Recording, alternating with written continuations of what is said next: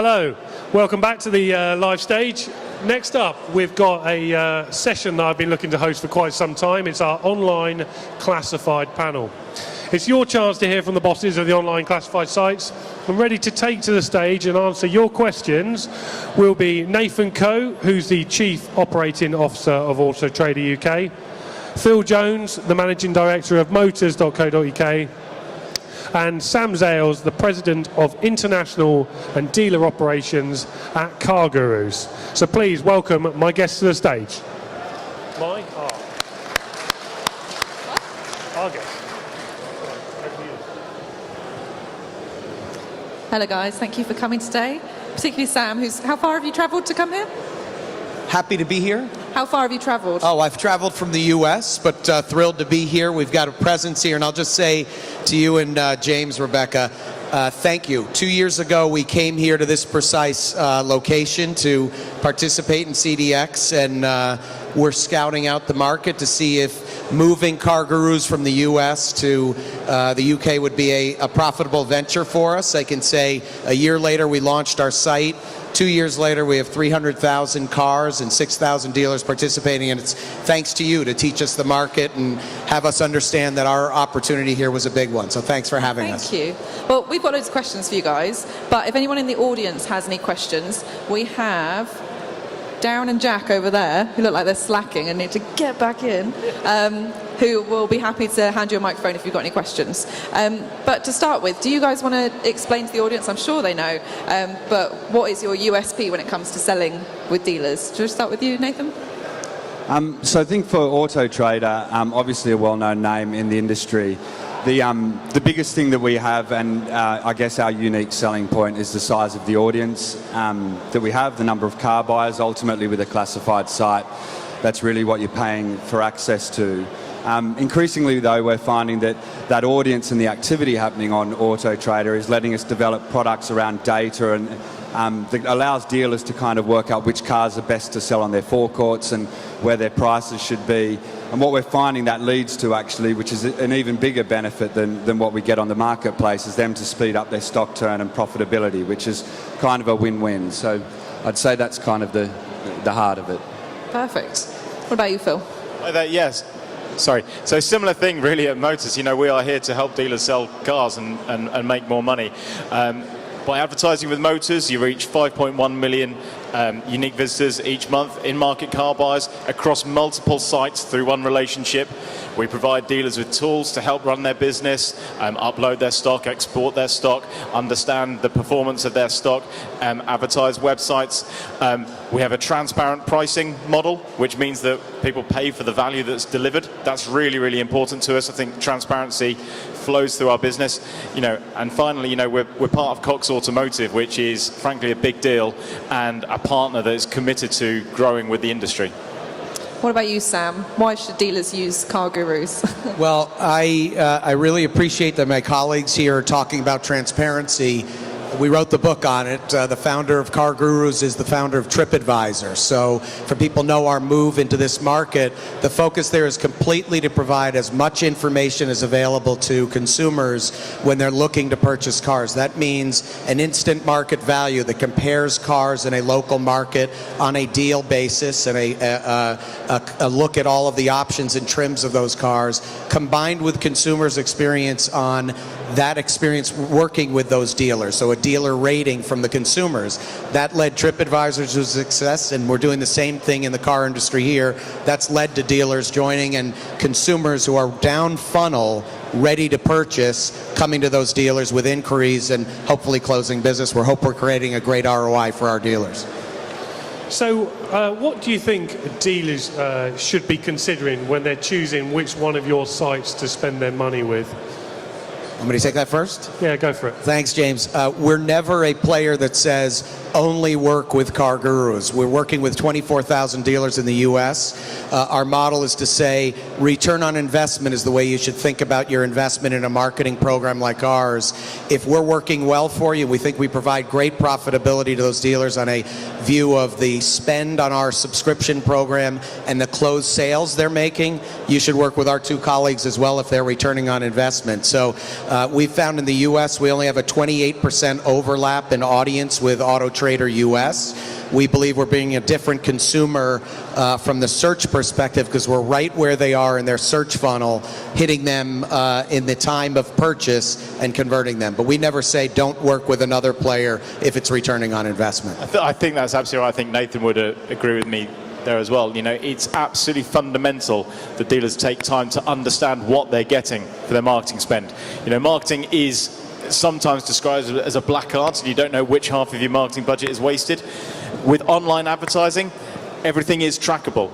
You know, sometimes you have to take a leap of faith, but, you know, dealers, if they are, you know, preparing their cars properly, if they're buying the right cars, if they're pricing them properly, then they will attract interest, and you've got to get that visibility for your cars. But likewise, you've got to make sure that's the right level of visibility to allow you to advertise those cars profitably. Yeah, I'd agree with the guys. I don't think it's about one or choosing one or all. I think it is about return on investment. I think the biggest thing for any dealer to pay attention to, I think it's with any media, is just make sure the car buyers are there, because I think a lot of the proposition of a lot of sites that are out there, we're 3 here, but there are probably another 16. Very often the proposition is not about the audience or the car buyers that you've got. And as Sam said, if at the end of the day you don't have car buyers and consumers, you're not going to get a return on that investment. So I think being sensible about that choice and then making sure you're measuring things and getting a result is the right thing to do. If you were going to give some really general advice to dealers about how they could improve the cars that they're selling on your sites, what would you say? I'll give 2 very good pieces of advice, and you will hear this at every session you go to in this industry. Take good photos of the cars and answer the telephone. Anybody want to add anything? Go ahead, Nathan. I think that's the answer that you've got to say, because ironically still, if you do that really in a disciplined way, you will sell more cars. The one thing I'd add on top of that we're definitely seeing makes a huge difference is pricing to the market right from the very start. And we're seeing once you get through doing those basics well, because if you don't do those things well, you're just not going to sell. But once you get to that point, I think making sure you're on market from the start and that's flowing back through the cars that you buy, dealers that are doing that are turning their stock easily twice as fast on our marketplace anyway, and I'm sure it's the same on these guys as well. I think those are all correct. I'd add a couple quick ones. One is dealers should embrace transparency. I think the consumer expects it today. They expect to see the value of your car and the information on your car out there. I'm sure it's working on your websites. Do it with our program as well. I'd say number 2 is tracking the performance of the connections that we're making to your dealership. Phone calls, emails, web clicks, map and direction clicks. Try to find a way to get attribution for each of those connections we're making. Third thing I'd just say is try a new player like us if you haven't before. It might lead to further sales. Sorry to the veterans of the industry. So what are your users saying that they want from dealers as you see here today? Is there something that they're not delivering at the moment that they could do that you could give them tips on? Nathan?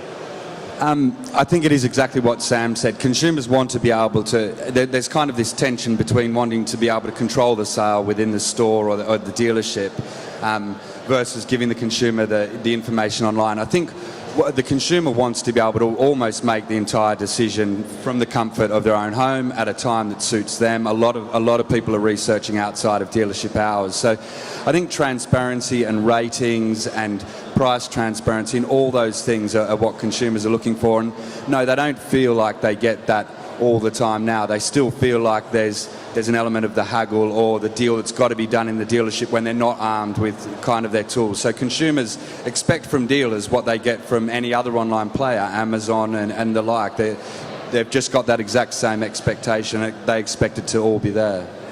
Yeah. I mean, our research shows that we often assume that people distrust our industry. It's not that. People trust it.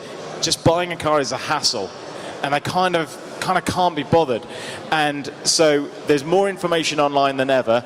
We need to give people that information, and then we need to give people that flexibility because they want to research in their spare time. They want to know that when they contact a dealer that someone's going to answer the phone, or actually if they're going to email them, that someone's going to pick up that email and respond quickly. And you know, we all buy things online all day, every day. My wife's probably buying something online as I speak, and we know how we behave as consumers, and we want the industry to behave like that. So I think flexibility as a retailer is key.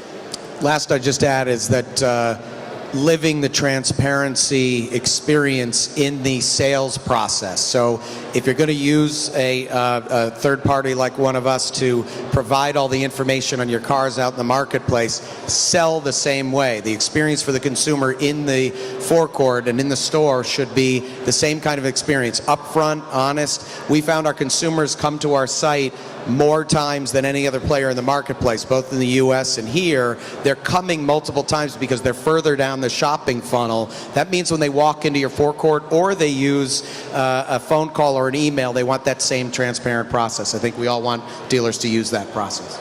I think we should probably take some questions from the audience. I'm sure there's lots of them. Has anybody got any questions for our panel? Put your hand up and one of my guys will come and find you. Anyone? Really? You've got the bosses of these? Yes. One down here. Yep. Thank you. Hi guys. We all talk about process, transparency, technology, everything that all the publishers are putting in place to help dealers. But I listen to Nick King quite a lot, Nathan, and we've still got the same issue. You've touched on it, Phil. Response. We've still got the same issue with dealers. If we believe the latest Auto Trader stats, I think 52% of online leads still not getting contacted, Nathan. Surely as publishers, that's a problem that we should be looking at solving. I mean, we're all, whether it be the OEM, whether it be the dealer, whether it be the publisher, we're all only as good as the lead that ends up on a salesperson's desk or the process that's in place to communicate with that potential car buyer. What are you doing to increase your ROI to dealers? Because if you solve that problem, surely you increase our ROI and make car buying better for the consumer. I'll let the other guys answer as well. I mean, for us, you're absolutely right. There's one thing that's changing that I think is a bit of an undercurrent. We're seeing a real split in our marketplace. So everyone kind of thinks that you put your stock on Auto Trader, CarGurus, Motors, and it will sell when it sells, and that's just the way it is. That's actually not true at all. There's a massive bell curve, if you imagine, and dealers that are embracing these things, that are getting their pricing right, that are putting the reviews out there, good and bad, that are presenting their cars well, they are quietly, in amongst you, selling their cars. You know, a slot where you'll sell one car in 60 days, or the average on Auto Trader at the moment is about 81 days. The top 25% of our dealers are doing that in 39 days, and their price positions, the PPUs are about the same, so it's not like they're burning profit, they're just... So what are we doing to help encourage that? We're building products that help you do that. We're trying to make them easier and easier. And as you know, we invest a lot in masterclasses that cost our dealers nothing. We have a large sales force which are non-commissioned, so their only real role, there's not a lot to sell necessarily at Auto Trader. So most of the time they're actually talking about how do we embed these processes. If you're going to take on finance and make that transparent, how can we do that in a way that works for you? So big sales force of hundreds of people that are out there every day, as well as masterclasses around the country to get it over the line. But the big thing that can move dealers on this is making more money. And when you do it and when you embrace it, we are seeing dealers that are doing it. They're not the loud ones necessarily. They're just quite happy to keep their secret for a little bit longer. Yeah, I mean, for us, it's about giving people the tools with which they can see the performance of their data, and also a team who can play back those statistics. So we have the Eye, which many people know about, which has all of your telephone calls there recorded, and you can listen to those calls, you can see your emails.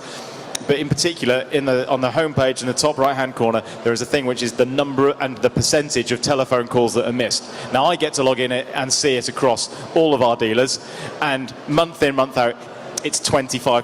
25% of telephone calls are missed.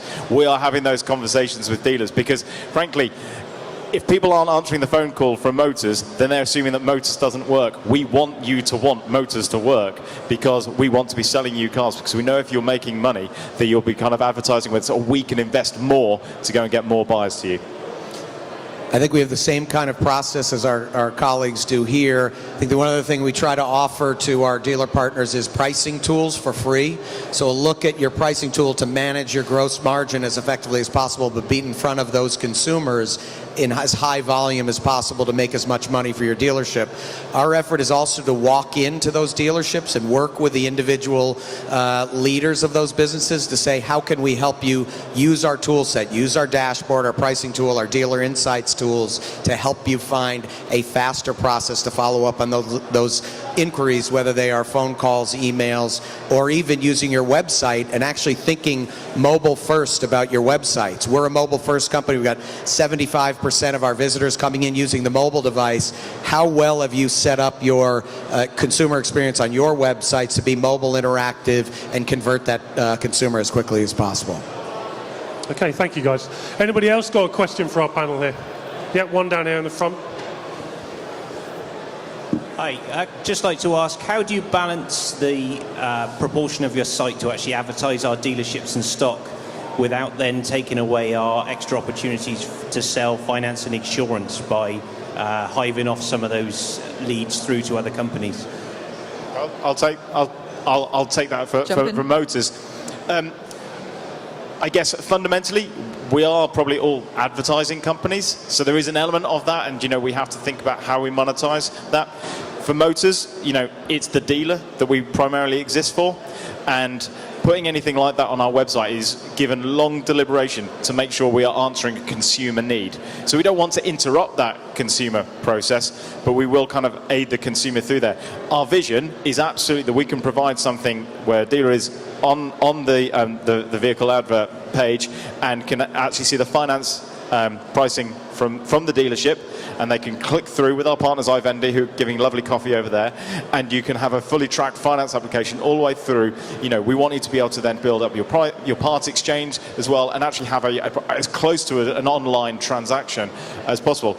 I think for all of us, it's given very careful consideration, and you'd probably be surprised at how little it means to us compared to the dealer revenue.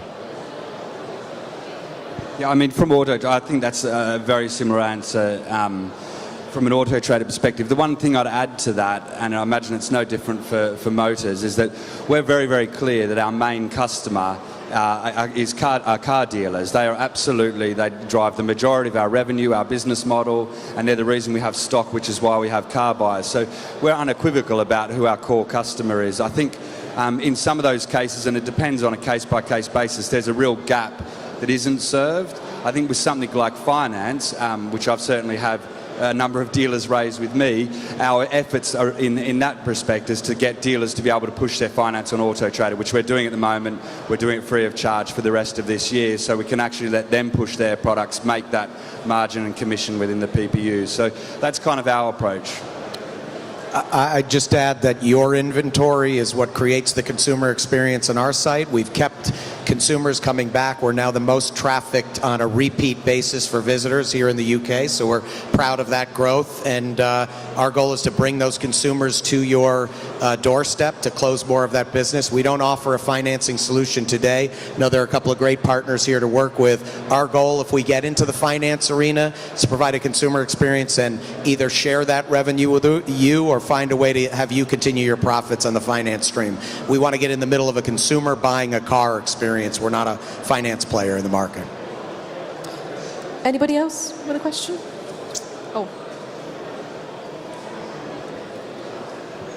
Hey, my name's Jim Reid from Jim Reid Vehicle Sales in Aberdeenshire here. My question would be to Auto Trader, to Nathan. And I'm not actually an Auto Trader customer. But I think the elephant in the room today for a lot of the Auto Trader guys or dealers who actually deal with yourselves is your rationale behind the change to the default of the search to a sponsored search. If you can explain that to the audience, that'd be great. Thank you.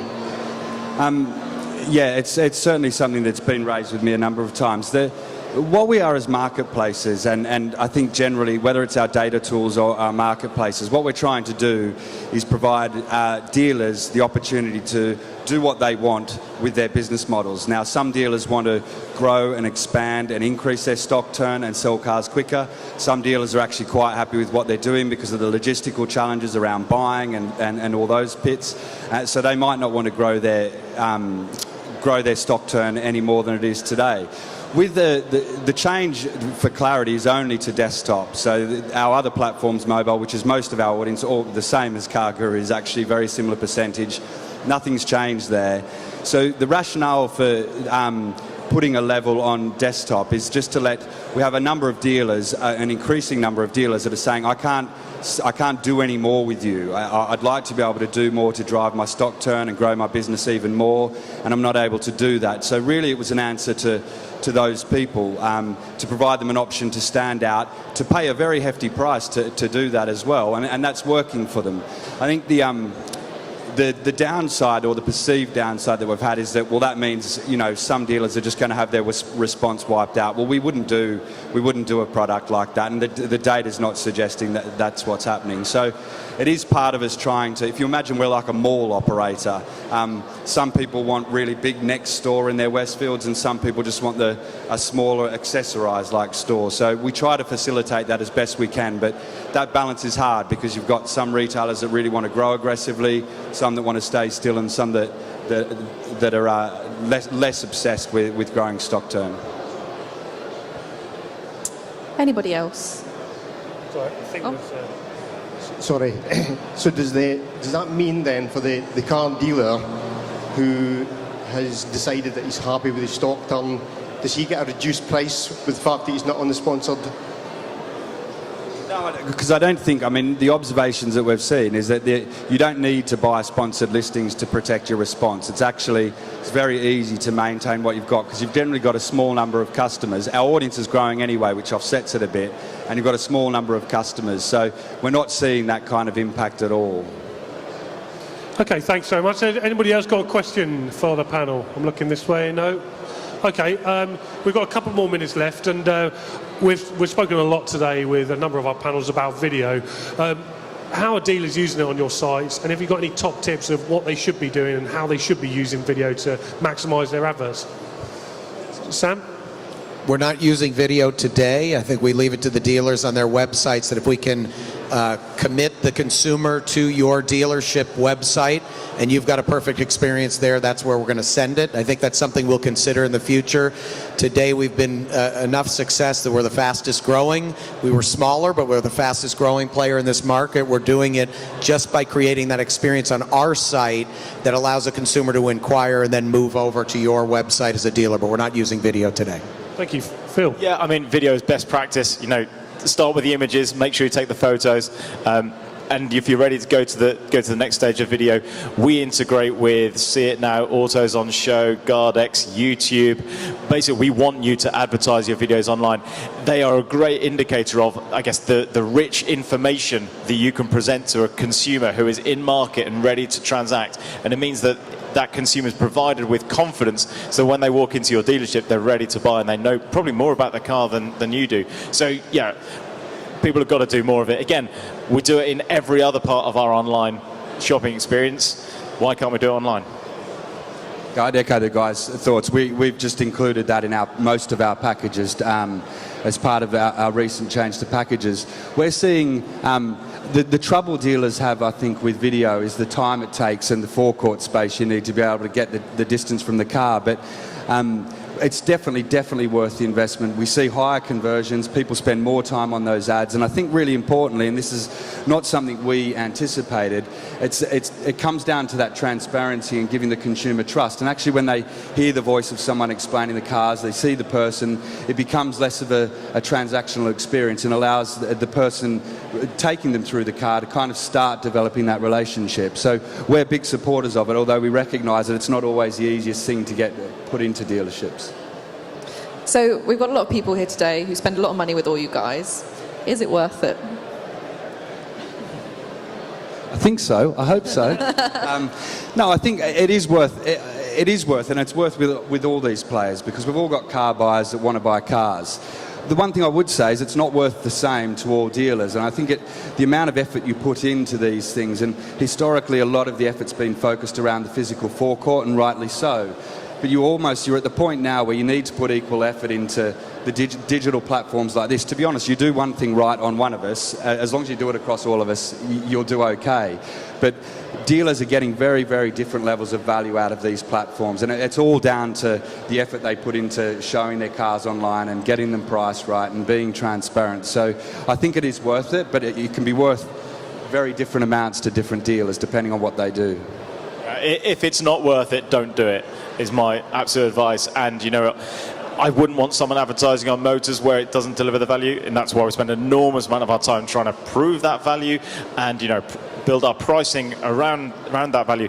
But it does, I guess, the trade-off is it does require investment in your own time to make sure you're understanding what you're getting. You know, beat us all over the head if we're not giving you the data that you need, because we want to. We've got big teams that are kind of doing that. That's what we care about, and we will help you. And I think that there is a bit of sometimes a breakdown in communication between the classifieds and the dealer in terms of making sure they're getting the information they need to understand the business performance. But we all absolutely desperately want people to do it, because if not, yeah, you're going to go, you know, it might not be today, but it'll be tomorrow, and we don't want it to happen.